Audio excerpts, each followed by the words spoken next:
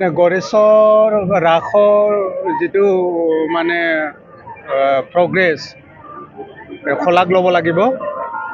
আৰু মোৰ ভাল লাগে কিয় বহুত কষ্ট চেষ্টাৰ ফলত এটা ৰাজহুৱা ৰাসত পৰিণত কৰিছোঁ আমি। ধনঞ্জয়ক ধন্যবাদ দিব লাগিব।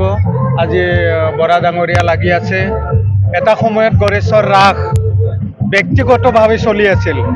কেইজনমান মুষ্টিমেয় মানুহ এনেই চলাই থাকে, তেনেকুৱা আছিল। কিন্তু আজিৰ দিনত অতি ছিষ্টেমেটিকভাৱে গড়েশ্বৰ ৰাসক এটা ৰাজহুৱা অনুষ্ঠানলৈকে পৰিৱৰ্তন কৰা হৈছে।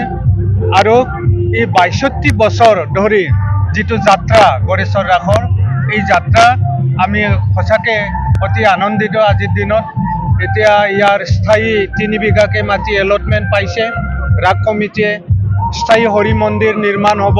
এই সকলো যিটো প্ৰক্ৰিয়া, এই প্ৰক্ৰিয়াত যিসকল লোকে লাগি থাকিলে তেওঁলোকক মই ধন্যবাদ জনাইছোঁ। আৰু এতিয়া গড়েশ্বৰ ৰাস বছৰটোৰ এটা মিলনথলী।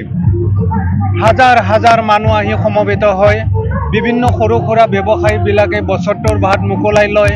এই সকলো দিশতে গড়েশ্বৰ ৰাস সঁচাকৈ শলাগ ল'ব লগা।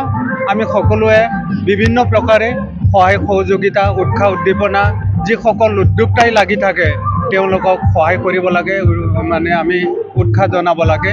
মই সেইটো বিচাৰোঁ। আৰু ২৬ তাৰিখত ৰাস শেষ হ'ব।